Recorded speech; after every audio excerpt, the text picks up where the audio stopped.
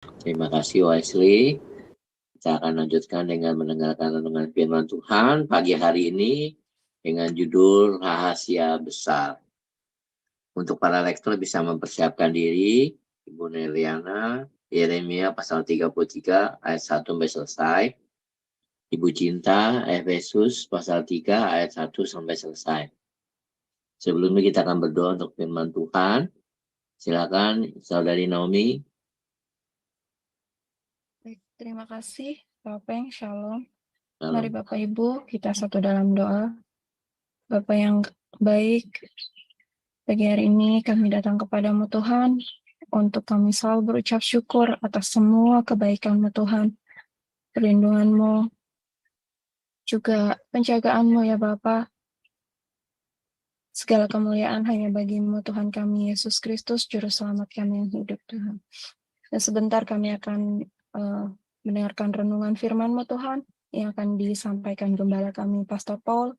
Engkau berkati, juga selalu berikan kesehatan pada beliau Tuhan, dan biarlah apa yang disampaikan menjadi rema untuk setiap kami. Terima kasih ya Bapa, haleluya, amin. Amin, terima kasih Saudari Naomi. Silakan Ibu Neliana. Baik, terima kasih Pak Apeng. Shalom Pak Apeng. Shalom. Shalom Purpol, Bu Ana, Wesley. Shalom Bapak Ibu semua yang hadir di Zoom dan di YouTube. Dan shalom untuk saudara kami yang nonton kembali siaran kita hari ini. Baiklah, marilah kita kembali membaca firman Tuhan dari kitab Yeremia 33 ayat 1 sampai 24 sampai 26. Demikian firman Tuhan. Datanglah firman Tuhan untuk kedua kalinya kepada Yeremia, ketika ia masih terkurung di pelataran penjagaan itu. Bunyinya, beginilah firman Tuhan yang telah menjadikan bumi dengan membentuknya dan menegakkannya. Tuhan, ialah namanya. Berserulah kepadaku, maka aku akan menjawab engkau dan akan memberitahukan kepadamu hal-hal yang besar dan yang tidak terpahami, yakni hal-hal yang tidak kau ketahui. Sebab beginilah firman Tuhan Allah Israel, mengenai rumah-rumah di kota ini dan mengenai gedung-gedung istana Raja Yehuda yang dirobohkan untuk dipakai terhadap tembok-tembok pengepungan dan pedang. Orang akan masuk pertempuran melawan orang-orang Kasdim, dan kota ini akan penuh dengan bangkai-bangkai manusia yang telah kupukul mati karena murkaku dan kehangatan amarahku, sebab aku telah menyembunyikan wajahku dari kota ini oleh karena segala kejahatan mereka. Sesungguhnya aku akan mendatangkan kepada mereka kesehatan dan kesembuhan, dan aku akan menyembuhkan mereka dan akan menyingkapkan kepada mereka kesejahteraan dan keamanan yang berlimpah-limpah. Aku akan memulihkan keadaan Yehuda dan Israel dan akan membangun mereka seperti dahulu. Aku akan mentahirkan mereka dari segala kesalahan yang mereka lakukan dengan berdosa terhadap aku, dan aku akan mengampuni segala kesalahan yang mereka lakukan dengan berdosa dan dengan memberontak terhadap aku. Dan kota ini akan menjadi pokok kegirangan, ternama, terpuji, dan terhormat bagiku di depan segala bangsa di bumi yang telah mendengar tentang segala kebajikan yang kulakukan kepadanya. Mereka akan terkejut dan gemetar karena segala kebajikan dan segala kesejahteraan yang kulakukan kepadanya. Beginilah firman Tuhan. Di tempat ini yang kamu katakan telah menjadi reruntuhan tanpa manusia dan tanpa hewan, di kota-kota Yehuda dan di jalan-jalan Yerusalem yang sunyi sepi ini, tanpa manusia, tanpa penduduk, dan tanpa hewan. Akan terdengar lagi suara kegirangan dan suara sukacita, suara pengantin laki-laki dan suara pengantin perempuan, suara orang-orang yang mengatakan, "Bersyukurlah kepada Tuhan semesta alam, sebab Tuhan itu baik, bahwasanya untuk selama-lamanya kasih setianya." Sambil mempersembahkan korban syukur di rumah Tuhan. Sebab aku akan memulihkan keadaan negeri ini seperti dahulu, firman Tuhan. Beginilah firman Tuhan semesta alam. Di daerah ini yang sudah menjadi reruntuhan tanpa manusia dan tanpa hewan, dan di segala kotanya akan ada lagi padang rumput bagi gembala-gembala yang membaringkan kambing domba di situ. Di kota-kota pegunungan, di kota daerah bukit, di kota-kota tanah Negeb, di daerah Benyamin, di sekitar Yerusalem, dan di kota-kota Yehuda, kambing domba akan lewat lagi dari bawah tangan orang yang menghitungnya. Demikianlah firman Tuhan. Sesungguhnya waktunya akan datang. Demikianlah firman Tuhan. Bahwa aku akan menepati janji yang telah kukatakan kepada kaum Israel dan kaum Yehuda. Pada waktu itu dan pada masa itu, aku akan menumbuhkan tunas keadilan bagi Daud. Ia akan melaksanakan keadilan dan kebenaran di negeri. Pada waktu itu Yehuda akan dibebaskan dan Yerusalem akan hidup dengan tentram.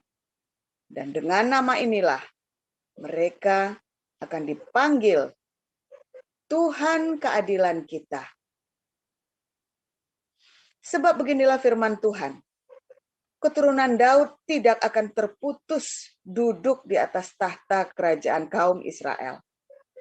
Dan keturunan imam-imam orang Lewi tidak akan terputus mempersembahkan korban bakaran di hadapanku dan membakar korban sajian dan mengorbankan korban sembelihan sepanjang masa. Firman Tuhan datang kepada Yeremia, bunyinya, beginilah firman Tuhan. Jika kamu dapat mengingkari perjanjianku dengan siang dan perjanjianku dengan malam, sehingga siang dan malam tidak datang lagi pada waktunya, maka juga perjanjianku dengan hambaku Daud dapat diingkari, sehingga ia tidak mempunyai anak lagi yang memerintah di atas tahtanya. Begitu juga perjanjianku dengan orang-orang Lewi, yakni imam-imam yang menjadi pelayanku. Seperti tentara langit tidak terbilang, dan seperti pasir di laut tidak tertakar. Demikianlah aku akan membuat banyak keturunan hambaku Daud dan orang-orang Lewi yang melayani aku. Firman Tuhan datang kepada Yeremia bunyinya, tidakkah kau perhatikan apa yang dikatakan orang-orang ini? Kedua kaum keluarga yang dipilih Tuhan itu telah ditolaknya. Dengan demikian, mereka menghina umatku, dianggapnya bukan suatu bangsa lagi. Beginilah firman Tuhan.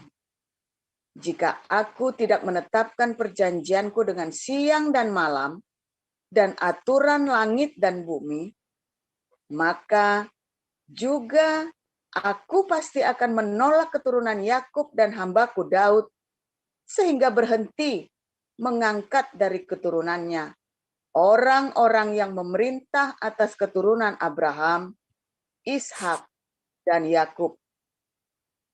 Sebab aku akan memulihkan keadaan mereka dan menyayangi mereka. Demikian. Ya, saya lanjutkan. Efesus pasal 3 ayat 1 sampai 21. Itulah sebabnya aku ini, Paulus, orang yang dipenjarakan karena Kristus Yesus, untuk kamu orang-orang yang tidak mengenal Allah. Memang, kamu telah mendengar tentang tugas penyelenggaraan kasih karunia Allah yang dipercayakan kepadaku karena kamu, yaitu bagaimana rahasia dinyatakan kepadaku dengan wahyu, seperti yang telah kutulis di atas dengan singkat. Apabila kamu membacanya, kamu dapat mengetahui daripadanya pengertianku akan rahasia Kristus, yang pada zaman angkatan-angkatan dahulu tidak diberitakan kepada anak-anak manusia, tetapi yang sekarang dinyatakan di dalam roh kepada rasul-rasul dan nabi-nabi yang kudus. Nabi-nabinya yang kudus, yaitu bahwa orang-orang bukan Yahudi karena berita Injil turut menjadi ahli-ahli waris dan anggota tubuh dan peserta dalam janji yang diberikan dalam Kristus Yesus. Dari Injil itu aku telah menjadi pelayannya menurut pemberitaan kasih karunia Allah yang dianugerahkan kepadaku sesuai dengan pengerjaan kuasanya. Kepadaku yang paling hina di antara seluruh orang, saya ulangi, kepadaku yang paling hina di antara segala orang kudus, telah dianugerahkan kasih karunia ini, untuk memberitakan kepada orang-orang bukan Yahudi kekayaan Kristus yang tidak terduga itu, dan untuk menyatakan apa isinya tugas penyelenggaraan rahasia yang telah berabad-abad tersembunyi dalam Allah yang menciptakan segala sesuatu, supaya sekarang oleh jemaat diberitahukan pelbagai ragam hikmat Allah kepada pemerintah-pemerintah dan penguasa-penguasa di sorga, sesuai dengan maksud abadi yang telah dilaksanakannya dalam Kristus Yesus Tuhan kita. Di dalam Dia, kita beroleh keberanian dan jalan masuk kepada Allah dengan penuh kepercayaan oleh iman kepadanya. Sebab itu aku minta kepadamu, supaya kamu jangan tawar hati melihat kesesakanku karena kamu. Karena kesesakanku itu adalah kemuliaanmu. Itulah sebabnya aku sujud kepada Bapa, yang daripadanya semua turunan yang di dalam sorga dan di atas bumi menerima namanya. Aku berdoa supaya Ia, menurut kekayaan kemuliaannya, menguatkan dan meneguhkan kamu oleh rohnya di dalam batinmu, sehingga oleh imanmu Kristus diam di dalam hatimu, dan kamu berakar serta berdasar di dalam kasih. Aku berdoa supaya kamu bersama-sama dengan orang kudus dapat memahami betapa lebarnya dan panjangnya dan tingginya dalamnya kasih Kristus, dan dapat mengenal kasih itu sekalipun ia melampaui segala pengetahuan. Aku berdoa supaya kamu dipenuhi di dalam seluruh kepenuhan Allah. Bagi Dialah yang dapat melakukan jauh lebih banyak daripada yang kita doakan atau pikirkan, seperti yang ternyata dari kuasa yang bekerja di dalam kita. Bagi Dialah kemuliaan di dalam jemaat dan di dalam Kristus Yesus, turun-temurun sampai selama-lamanya. Amin. Ya, terima kasih Ibu Cinta dan Ibu Neliana. Kita akan mendengarkan renungan firman Tuhan, rahasia besar. Silakan Pastor Paul. Oke, minta tolong ditampilkan Yeremia 33 ayat 3.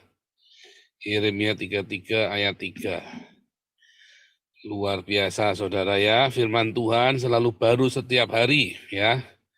Ketika kita hidup di dalam cintanya, karena selalu dibukakan rahasia-rahasia surga kepada kita. Saudara ada banyak sekali pendeta-pendeta terkenal, pendeta-pendeta hebat. Tapi yang diajarkannya itu nggak beda sama ajarannya Mario Teguh, saudara. Serius, coba Anda dengarkan Mario Teguh, dengarkan Tung Desem Waringin, lalu Anda dengarkan pendeta ini khotbah, pendeta khotbah ini saudara ya. Hampir sama saudara ya. Lalu bedanya apa saudara? Antara saudara pergi ke gereja dengan pergi ke Mario Teguh. Bedanya musiknya biasanya lebih keren pendeta-pendeta ini saudara ya. Makanya hargailah pemain-pemain musik di gereja saudara ya. Mereka itu mengabdikan hidupnya, mereka tidak main musik di kafe, tapi mereka main musik di gereja. Skill yang mereka punya. Saudara harus menghargai, saudara ya. Kemarin ada sempat geger ya, Erastus Sabdono ngamuk-ngamuk karena musiknya lagu-lagunya di gerejanya dia pakainya lagunya orang lain. Kenapa marah-marah, saudara? Satu, karena akan dikenakan copyright, saudara ya. Ya, akan dikenakan copyright. Kalau nyanyikan lagunya orang lain. Kalau kita dari YouTube sudah otomatis kena ya.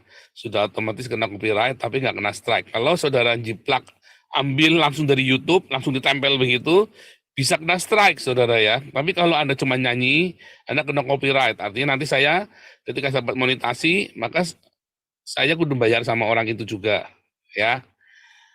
Makanya saya selalu melarang jangan tampilkan YouTube-nya orang lain di tempat saya karena bisa di strike ya. Ada orang tidak suka sama saya, lalu di-strike, habis saudara. Ini 145.000 subscriber hilang semua. Ya saudara ya. Kedua, mengapa Erastus Sabdono marah-marah saudara? Kalau saya sih mengerti saudara ya, Anda bayangkan beberapa gereja yang kita kenal sangat besar, banyak lagu-lagu yang Anda dengar, mungkin separuh ya, lagu-lagu yang sedang populer saat ini, ditulis oleh seorang yang homoseksual, arrangernya adalah orang arranger yang homoseksual, atau mereka menganut free sex, saudara. Hati-hati ya, saudara ya. Makanya saya jarang nyanyikan lagu-lagu yang baru-baru. Ya, saya jarang sekali. Saya pilih benar, saudara ya. Karena ditulis oleh seorang, atau ditulis atau arrangernya, atau ya, pengubahnya adalah seorang yang homoseksual atau seorang yang pezinah. Nah, itu Anda harus hati-hati, saudara. Karena apa? Karena bagaimanapun juga spirit itu ada di sana ya. Pujangga ini ya, seorang pujangga mencurahkan seluruh hidupnya di dalam sebuah lagu, dan lagu itu Anda nyanyikan. Nah, kita tidak ngerti saudara, kalau saudara masuk ke dalam sebuah lagu lebih dalam lagi, Anda akan merasakan itu saudara ya. Nah, itulah sebabnya Erastus Sabdono marah-marah dua hal itu. Tapi orang menanggapnya beda ya, seakan arogan banget ya. Memang bahasanya arogan ya, kalau saya tangkap ini bahasanya arogan. Ya, gak usah kesini lagi, gak usah jadi anggota gereja ini lagi, kalau nggak mau nyanyi lagu-lagunya saya. Bahasanya begitu, tetapi kalau saya nangkap sebetulnya memang entah bagaimana cara mengutarakannya, nggak semua orang bisa menjelaskannya saudara ya. Kalau saya menjelaskannya gampang, satu kena copyright, nanti dia bisa disuruh bayar saudara ya. Karena itu ada haki ya, dia kudu misalnya Anda mall, Anda kalau mau menayangkan lagu-lagunya Ahmad Dhani atau lagu-lagunya siapa itu ya, Ares Monica ya, itu Anda bayar saudara ya. Anda kudu bayar ke haki. Berapa misalnya 3 juta setahun atau 4 juta atau berapa ya, supaya Anda boleh menyanyikan lagu-lagu, semua lagu-lagu. Ada paketnya ya, lagu-lagu ini tahun sekian atau all bayar sekian. Jadi mall itu boleh nyanyiin lagu-lagu siapa saja itu saudara ya. Nah demikian juga rupanya akan diterapkan di dalam gereja. Anda kalau nyanyikan lagunya gereja lain, Anda kudu bayar. Edan ya saudara, memang gereja itu dagang tok saudara ya. Itulah sebabnya Pak Daniel Alexander marah-marah itu. Saya juga bilang ini gereja edan nih, segereja akhir zaman ini tambah edan memang. Nah yang kedua ya, karena yang menciptakan itu adalah homoseksual. Pak Erastus nggak berani ngomong, kalau saya mah berani ngomong saudara ya, nggak urusan. Memang iya saudara, itu konangan saudara ya, konangan homoseksual itu udah terang-terangan.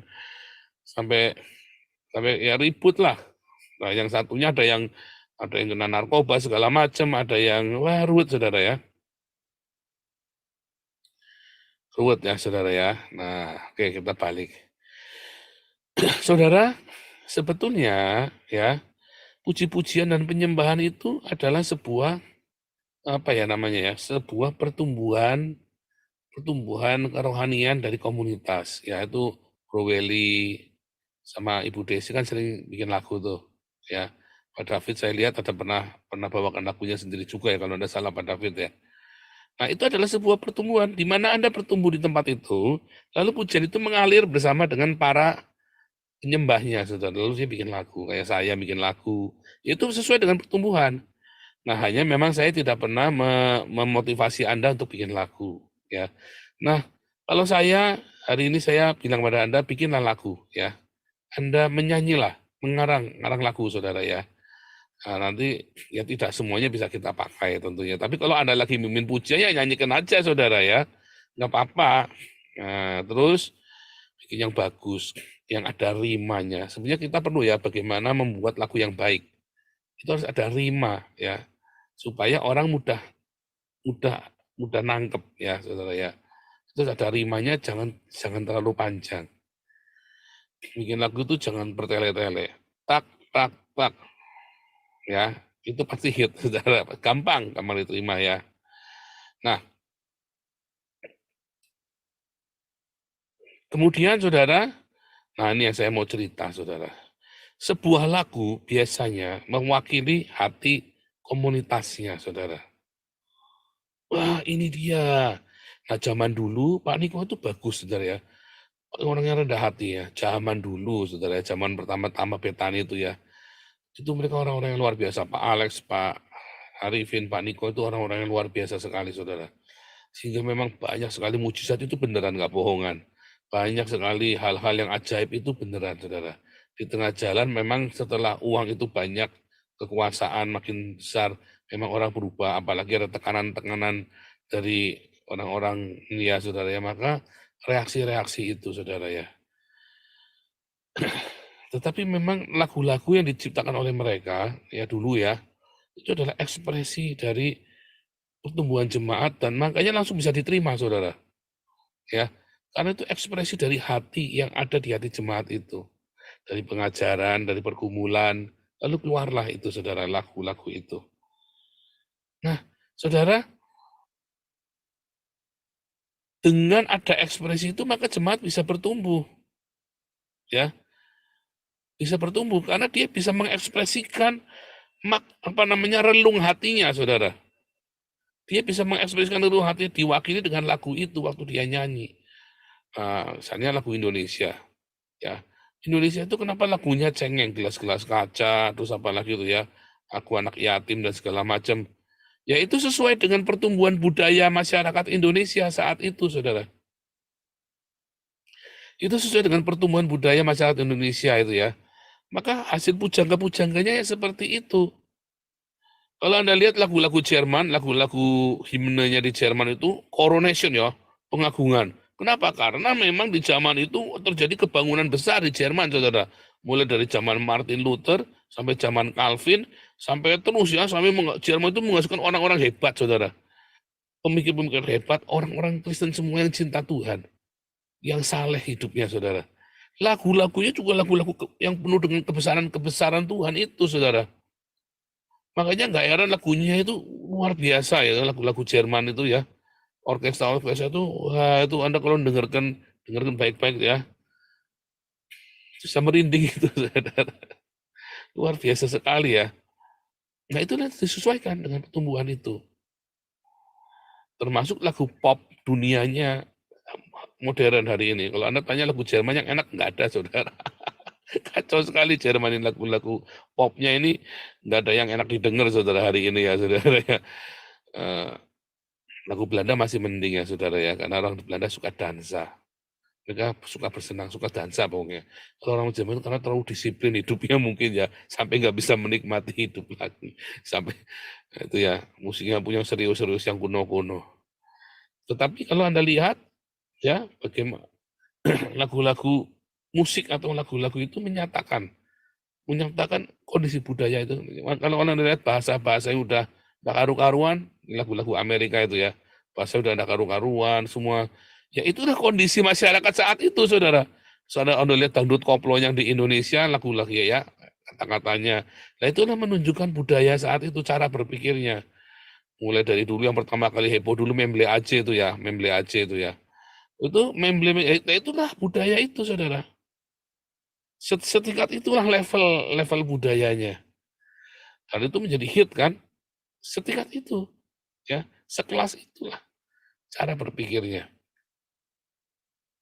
Nah, kita kembali ya, tadi itu budaya, apa namanya, budaya, cara berpikir, gaya hidup, itu diekspresikan dalam seninya. Makanya kita tahu level sebuah bangsa itu ya. Tetapi ada satu, saudara ya, rahasia surga. Rahasia surga itu disampaikan melalui hamba-hambanya. Melalui orang-orang yang mengenal hatinya, saudara. Yang mengenal hati surga. Banyak sekali persoalan dalam masalah-masalah kehidupan yang orang tidak tahu jawabannya. Mengapa orang-orang yang takut akan Tuhan ini bisa seakan punya semua jawabannya? Karena hidupnya melekat erat sama Tuhan, saudara. Hatinya itu nempel, frekuensi hatinya nempel dengan frekuensinya surga. Bagaimana dia bisa menempel? Ya dari pengalaman pergumulan hidupnya juga sama. Ya, dari badai topan kehidupan yang luar biasa itu, yang kemudian makin responnya dia benar. Respon itu kan terserah kita, saudara. Tapi kebetulan orang-orang ini merespon dengan benar, yaitu aku mau lekat sama Tuhan. Nah, kalau responnya dia salah, maka dia akan respon dengan dagingnya dia. Dan yang itu dilakukan oleh pada umumnya 99,99% manusia di dunia. Meresponi dengan dagingnya. Meresponi dengan hawa nafsunya, dengan kemarahan, tersinggung, ego, harga diri, sebagai apapun namanya, prinsip kehidupan, semua yang kelihatannya baik-baik itu, tapi sebenarnya itu semua intinya sama, saudara. Hawa nafsu, daging. Intinya kamu tidak mau direndahkan, intinya kamu tidak mau dihina. Ya. Makanya orang-orang ini tidak akan pernah mengerti rahasia surga. Ayo, siapa di sini kalau yang dihina marah?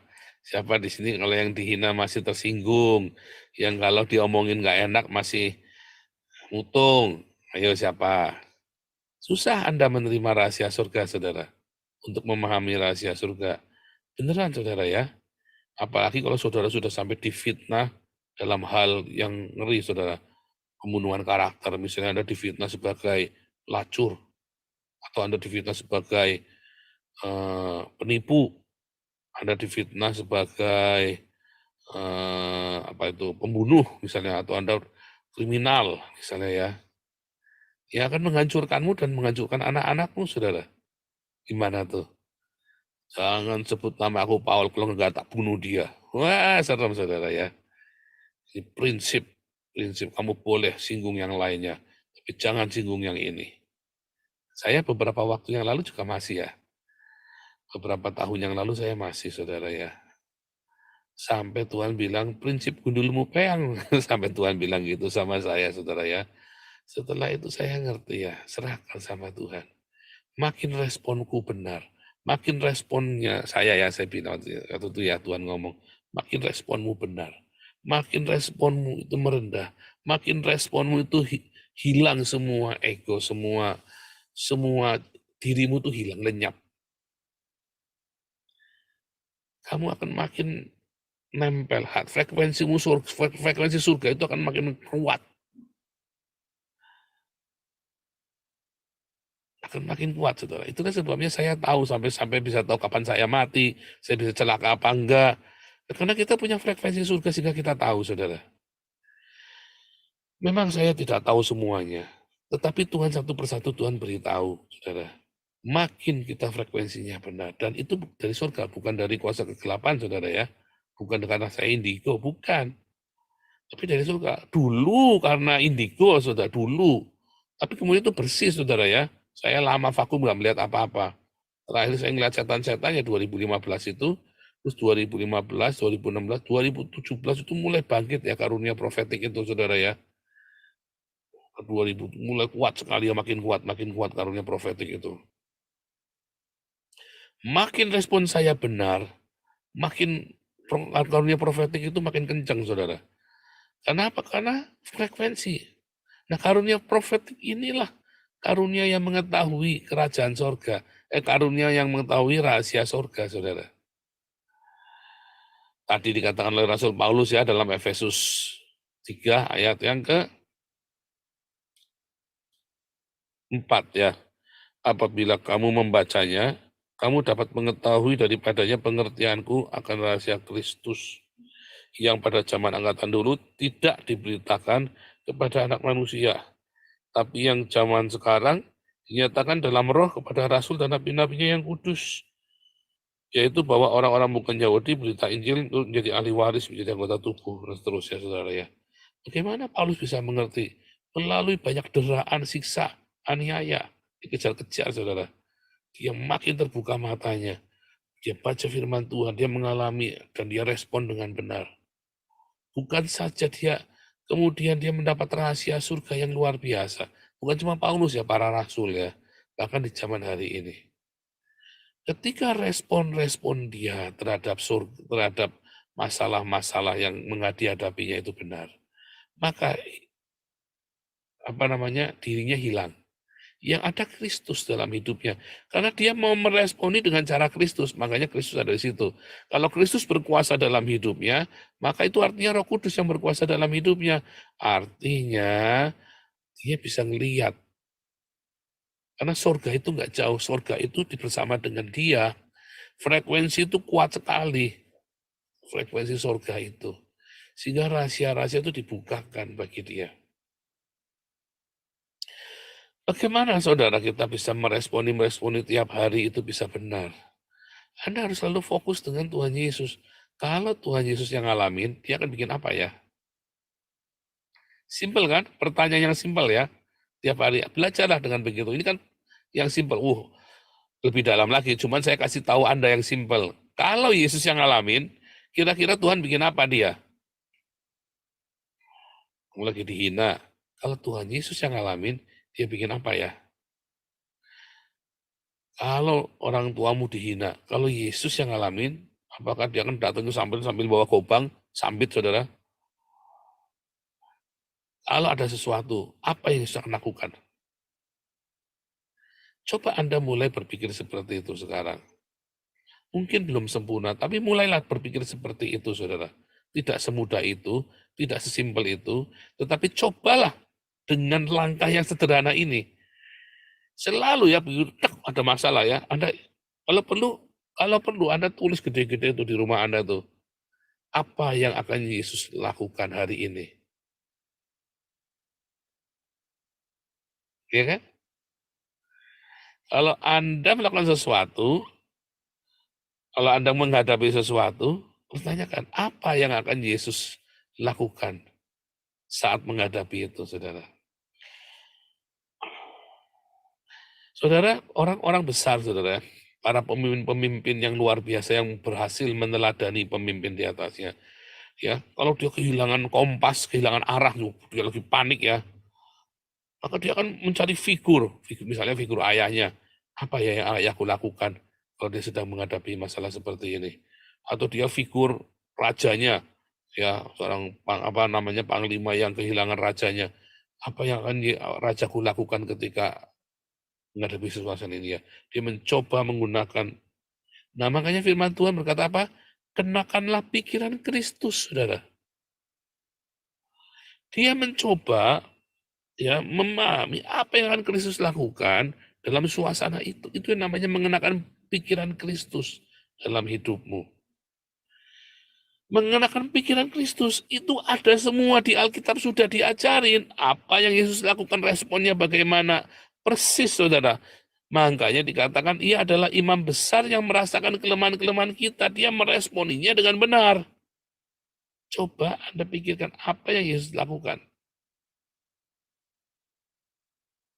Simpel ya. Yuk kita semua sama-sama langkah dengan hal yang paling sepele. Kenakanlah pikiran Kristus itu dalam hidupmu dulu, saudara. Nanti kemudian step demi step akhirnya kita tahu saudara ya. Kita mengerti. Dan Roh Kudus menuntun hidup kita. Karena kita menyerahkan. Sambil kita bilang, Tuhan, nggak sanggup kalau sendiri. Aku butuh kekuatan dari sorga untuk menghadapinya. Untuk meresponinya dengan benar. Saya selalu berdoa begitu. Tuhan, tolong kami meresponinya dengan benar. Tuhan, tolong kami meresponinya dengan benar. Maka hari lepas hari akhirnya, saudara, Roh Kudus menuntun hidup kami. Karena kami membiarkan Roh Kudus yang menuntun. Kita mau responnya kan A, hajar, ya kan? B, diam saja. C, berkati, ya kan? Misalnya begitu, saudara ya. Nah, Anda kan tinggal mau lingkari, hajar, apa B, ya kan, diam aja, ambil mutung. C, berkati dia. Nah, kan sebenarnya responnya kan cuma itu, saudara ya. Cuma kan bagaimana supaya Anda jangan keki, jangan kagok ngadepinya. Bener nggak? Anda kan semua pengennya juga baik kan? Ya kan Pak Apeng kalau lagi ditegur sama tetangganya ini, lagi tetangganya lagi rese. Iya pengennya juga mengasihi Pak Paul, cuma kan kitanya kagok ditegur di depan banyak orang yang kita nggak ngelakukan. Iya saya tahu. Makanya berdoa sama Tuhan. Tuhan kalau udah begini bagaimana cara ngeresponnya supaya jangan kagok. Nggak enak nih kita senyumnya jadi kecut kan? Benar nggak? Kita kalau lagi gitu terus ditegur banyak orang belagu amat gitu ya. Langsung labrak kita. Tahu juga kagak dia, nggak tahu dia yang salah saudara ya. Pengennya kan sama kita pundur kepalanya. Terus gara-gara kita mau mencoba mengasihi kan jadi kagok kan. Mati gaya kan kita kan. Bener nggak mati gaya. Wah, itu orang-orang Taman Sari paling demen begitu tuh Pak Apeng. Gue paling tahu tuh. Saya tinggal lama di Taman Sari soalnya. Aduh. Aduh, paling pusing itu saudara kalau ketemu orang-orang begitu saudara ya. Ya karena mereka prinsipnya kan labrak dulu kan. Salah bener pokoknya labrak dulu. Itu gimana memang gayanya begitu orang kota. Pusing. Mati gaya kita. Nah itu makanya kita minta hikmat. Kita tahu. Semua pengennya responnya benar. Kalau bisa jangan hajar. Ya juga jangan mutung. Ya kita mau berkati. Tapi udah mati gaya Pak. Akhirnya gimana ya gue bantai Pak. Gue lipet Pak sekalian. Gue tekuk. Nah iyalah ya gimana mati gaya. Pusing. Saya juga begitu dulu ya saudara. Udah kalah set dulu. Nah, ya tekuk saudara ya gimana. Gengsi ya. Masih pengantin baru masa kalah. Tapi lama-lama kemudian ya semakin usia juga ya mengajari pengalaman hidup ya. Bagaimana caranya kita bisa memberkati, bagaimana kita bisa mengalah, memberkati, dan bagaimana kita bisa mengosongkan diri tanpa harus mati gaya. Nah itu perlu hikmat, makanya kita perlu ya dalam komunitas gini tiap hari kita sharing, kita dengarkan pengalaman orang ya. Gimana caranya ngadepinya, trik-triknya supaya kita jangan mati gaya yang begitu. Kalau saya gitu ya diamkan saja. Karena dalam kepala saya sudah punya satu settingan. Ya kamu nggak level. Salah satunya adalah kamu nggak level sama saya. Saya berantem sama kamu. Ingat nggak waktu Gilbert nyerang saya habis-habisan tiap hari, terus kita berbalas pantun. Akhirnya punya dia yang makin habis, punya saya makin nambah kan. Nah itu sebenarnya settingan saudara ya. Saya masuk, nah kena nih si Gilbert nih, bodoh dia. Bodoh, setiap khotbah nyinggung saya. Dia kan punya subscriber lebih banyak dari saya, sudah 700.000. Lama-lama orang kan pengen tahu siapa si Paul ini kan. Mungkin sebagian besar dari Anda ini dulu subscribernya Gilbert juga kan, yang sekarang sudah jadi donaturnya Damaris. Nah itu saudara ya. Anda jangan ngeresponi orang yang nggak selevel dengan Anda turun kelas, saudara. Ya, walaupun dia itu kurang ajar sekali, ya biarin saja.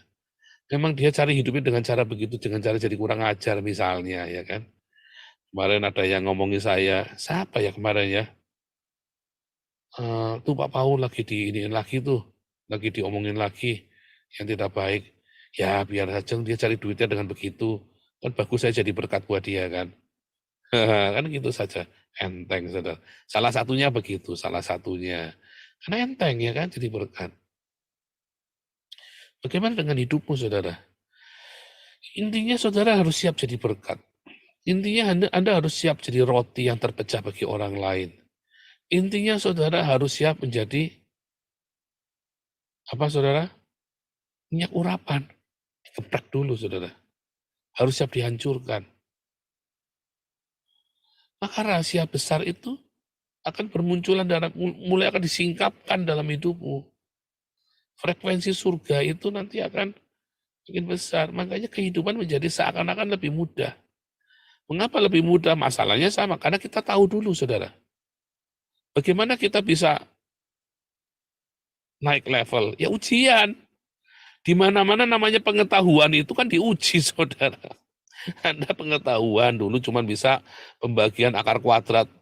Begitu saudara ujian kelas 6, Anda diajari logaritma, saudara ya. Diajari integral. Begitu ujian lulus, Anda diajari lagi. Yang lebih kompleks lagi, kalkulus. Begitu ujian lagi, terus begitu saudara. Harus ada ujian, dan di setiap ujian itu adalah sebuah kehidupan kita. Setiap kali kita lulus ujian, setiap kali kita tahan uji, katanya Ibrani ya, Yakobus ya, setiap kali kita tahan uji, maka selalu ada berkat, maka selalu ada iman yang besar di situ, selalu ada upah. Yaitu apa? Yaitu rahasia besar itu, saudara. Makanya responnya kalau mau kamu responnya kudu benar. Nah, lalu ada wahyu dari surga, ada rahasia surga yang kita mengerti. Jadi ujian-ujian itu lebih mudah. Karena kita sudah belajar dulu, kita sudah ngecek dulu. Anda kalau belum apa-apa langsung ujiannya, saya dulu ya B1 ya. Saking nggak ada kelasnya, saya dari bahasa itu A1, saya ujian di ini A1, A2 lulus, lalu saya langsung masuk B1, nggak pernah masuk A1, A2, saudara, bahasa Belanda itu ya. Langsung B1, baru 4 bulan ujian, saudara. Ya nggak lulus. Baru 4 bulan ujian. Saya sampai kaki ini gurunya edan dalam hati saya. Cuma gurunya pede banget, saya suruh ujian langsung. Ya nggak lulus, saudara. Kalau sekarang kita sudah belajar B1 ya. Sudah setahun kita belajar B1. Hampir, ya nggak setahun ya. 6 bulan, 8 bulan ya kita belajar B1, 8 bulan. Ya pasti akan lebih siap. Kan begitu saudara ya. Ini bulan ini kita ujian saudara ya. Pasti lebih siap karena sudah dipersiapkan. Nah itulah persiapan-persiapan itu saudara. Yang Anda harus selalu respon dengan apa? Firman Tuhan. Setiap hari mengenakan pikiran Kristus. Pikiran Kristus, pengetahuan Kristus, pikiran Kristus, pengetahuan Kristus. Lalu Anda ujian, lalu Anda punya rahasia lagi, disingkapkan lagi rahasia berikutnya, ujian lagi, disingkapkan lagi rahasia. Maka hidupmu akan mudah, saudara. Hidup itu terasa mudah, masalah banyak, tapi terasa mudah. Ya kan? Apa bedanya dulu ya, kalau Anda ujian persiapan sama nggak persiapan, Anda sama ujian soalnya sama, setiap orang itu punya persoalan yang masing-masing ya, tapi sama. Tapi ada yang hidupnya jadi lebih mudah, ada yang rasanya kok berat banget. Cuman mau milih baju saja rasanya kayak mau kiamat saudara ya. Ada yang saudara ya, cuma mau milih warna baju sampai pusing depresi. Ada yang sampai sudah babak belur, sudah tinggal suami, anaknya narkoba, masih tenang-tenang aja saudara. Masih cengar-cengir. Bukan karena edan, saudara. Tapi maksudnya masih happy, gitu. Bukan cengar-cengir karena udah koslet, bukan ya. Banyak, kenapa? Karena hidup terasa mudah. Ya, saya ditanya sama pendeta yang di Belanda itu ya, kok kamu bisa melewati itu dengan bahagia, dengan anak-anakmu penuh sukacita, sementara kita ngeliat banyak orang yang ngalamin kayak kamu, stres sampai ndakar-ndakaran. Loh, saya ini kan hamba Tuhan, saya bilang gimana sih? Saya ini hamba Tuhan. Hidup saya kan sama Tuhan, terserah Tuhan mau bikin apa sama saya. Dia kaget, saudara. Nah, iya. Masalahnya sama, responnya beda. Tuhan Yesus memberkati.